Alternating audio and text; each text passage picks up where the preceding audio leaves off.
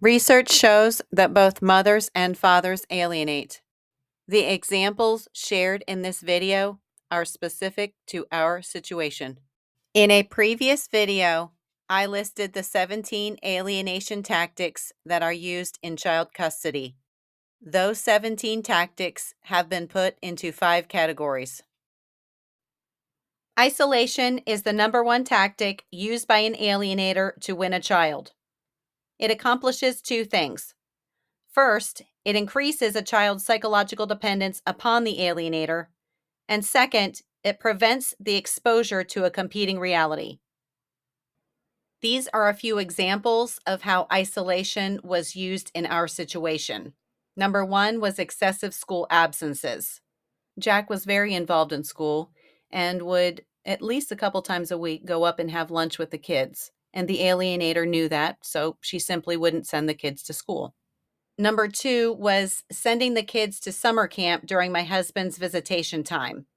It wasn't that he was against summer camp, it was the fact that it was always scheduled during his summer visitation time, and he was never given the information of where they were attending.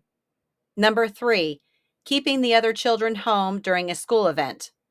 For instance, if one of the kids was having a band concert, the alienator would make sure the other 2 children were not present so they could not have an interaction with my husband. Number 4, excessive relocation. Our alienator was constantly moving, therefore making the ability for Jack to find the kids to have his visitation time impossible. Number 5, either refusing to let the kids talk to their dad on the phone, or in the event he was able to have a phone call with them, the alienator would turn up the television very loud in the background or the radio very loud in the background so a meaningful connection could not happen. Number 6, either withholding information about the children's illnesses, schedules, and upcoming events, or giving false information regarding these things. And number 7, kidnapping. According to the book Divorce Poison, Dr. Warshak writes, brainwashing almost always accompanies kidnapping. The ultimate exclusionary maneuver is to hide the child from the other parent.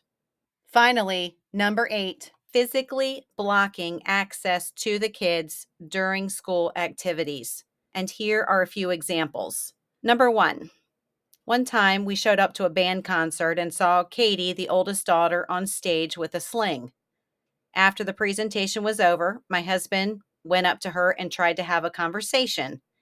And all of a sudden, a wall of 6 people, including prior friends and relatives, created a human wall around Katie so that he could not speak to her. Number 2, my husband was a chaperone for Mary's school trip to the Capitol one year. At the very last minute, the alienator also decided to go. She kept her hand on the back of Mary's neck the entire time and instructed Mary to look at the ground. Mary was physically blocked from speaking or acknowledging that her dad was even on the trip. Number 3, in the event the alienator did bring all 3 kids to a school activity, she would make it impossible for them to have any interaction with their dad. She would block the row with her legs if we were in the auditorium. She would make sure and hold them down so that they were literally facing the ground and not able to even look at him. They were never allowed to speak to him, even wave to him. She made sure there was 0 interaction. If you found this information helpful, please like and subscribe to my channel and go to ParentalAlienationSpeaks.com to learn more about our story. I'm Cheryl Mefford, and I'm fighting for childhoods.